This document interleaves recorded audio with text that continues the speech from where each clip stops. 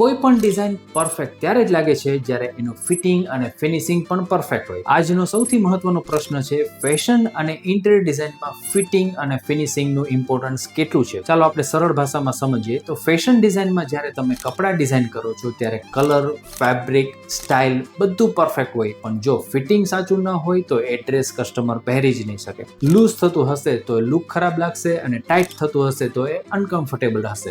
એટલે કે ડિઝાઇન નહીં પણ ફિટિંગ વધારે મહત્વનું છે.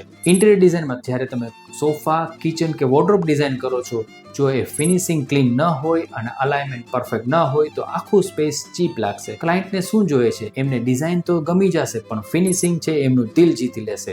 ડિઝાઇન ક્રિએટિવિટી છે પણ ફિટ અને ફિનિશિંગ પ્રોફેશનલિઝમ છે. ક્લાયન્ટ રિપીટ બિઝનેસ ત્યારે આપે છે જ્યારે તમારું કામ ક્લીન, નીટ અને પરફેક્ટ હોય. 80% લોકો ડિઝાઇનથી એટ્રેક્ટ થાય છે પણ 100% લોકો ફિનિશિંગથી ઇમ્પ્રેસ થાય છે. જો તમારે ખરેખર સક્સેસફુલ ડિઝાઇનર બનવું હોય તો સ્કેચિંગ જેટલું જ ઇમ્પોર્ટન્ટ મેઝરમેન્ટ, ફિટિંગ, ડિટેલિંગ અને ફિનિશિંગને આપવું પડે છે. જો તમે માત્ર ડિઝાઇન શીખવા માંગતા હોય તો ઘણા ઓપ્શન છે, પણ જો પરફેક્ટ ડિઝાઇનર બનવું હોય તો ફિટિંગ અને ફિનિશિંગમાં માસ્ટર થવું જોઈએ. રાઇટ ટ્રેનિંગ પસંદ કરો કારણ કે ડિટેલિંગ જ તમને પરફેક્ટ ડિઝાઇનર બનાવી શકે છે.